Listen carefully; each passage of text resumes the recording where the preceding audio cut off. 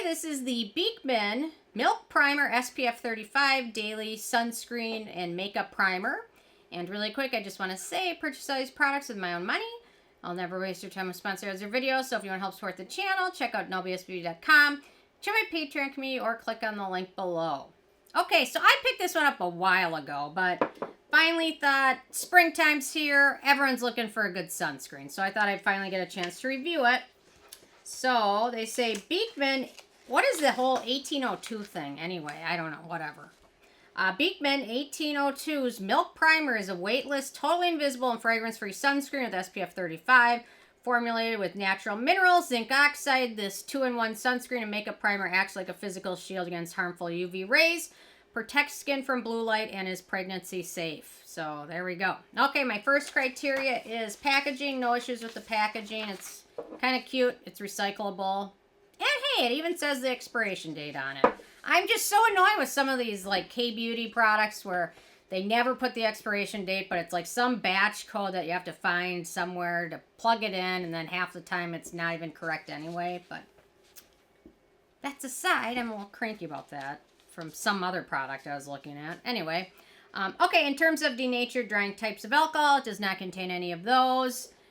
It's also fragrance-free and has no scent. I'm wearing it today under my Dr. Jart BB cream. So, manufacturing location for this one is the US, so no issues with that. So, SPF 35. You want to go 30 and above on a daily basis.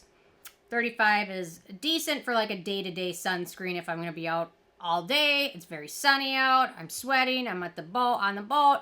Probably not going to be my first pick, but still for like a day-to-day one, no issues with that. So the UVA protection factor, so this is broad spectrum. They don't list the PA+++. They don't list that. They don't tell us the UVA. Zinc oxide is a good broad spectrum protector, but compared to some of the newer UVA filters that are out there, it probably can't compare to them. Some of those new chemical UVA filters are really amazing. They're really lightweight. But zinc oxide is still a good broad spectrum. So no issues with that. Although if you want really high UVA protection, probably not going to be your first pick with this one. Okay, filters. So we've got 13% zinc oxide. Protects against UVB, UVA2, UVA1. Broadest range sunscreen available today. It's also highly stable, non-irritating. Zinc oxide is used as a skin protectant and also anti-irritant. So, there you go. So, no other exciting filters because it's made in the US, so they have no choice, really. Okay, white cast. This does have a very, very light white cast. It's not terrible. My pale skin, it's slightly noticeable before I apply my foundation, but if you smooth it into skin, it does tend to be not as white casty as a lot of other ones out there. But it still is noticeable. If you have deeper skin tones, you're probably going to notice it a little bit more than I do. The texture of it, it's got just that light lotiony texture that sets to a natural finish. It's not sticky. Does feel a little bit greasy, but then once you apply your foundation over it or set it with powder or something, it's not going to be a huge deal. Ease of use, so they recommend shaking it, applying to 15 minutes before sun exposure.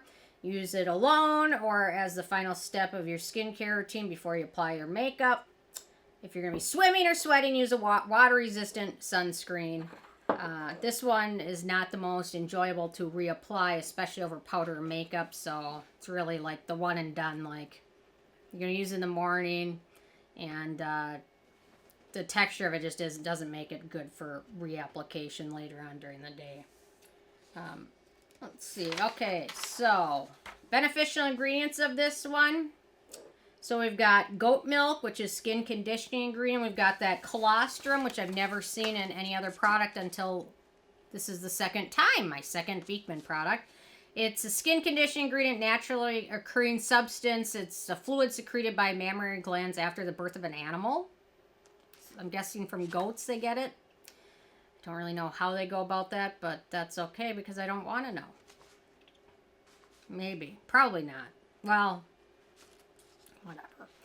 Okay, next up we've got Ferment, a probiotic ingredient that also may help protect skin from UV damage as well as helping with barrier repairing.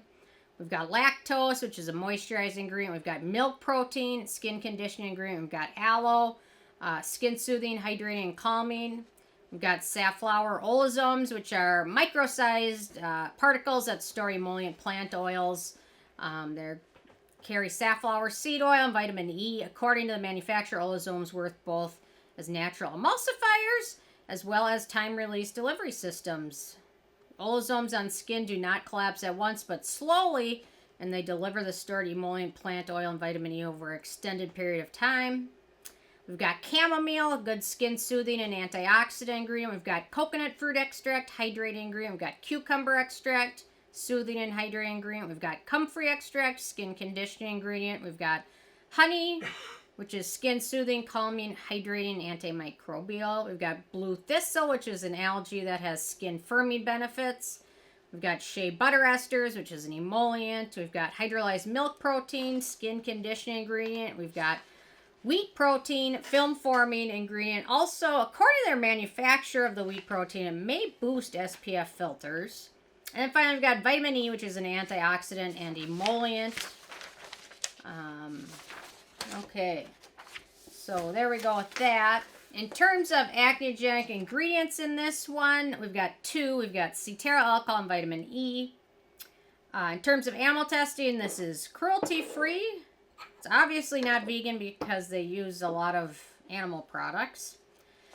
So in terms of performance of this one, there's been a handful of sunscreens that I've tried. Oops, sorry.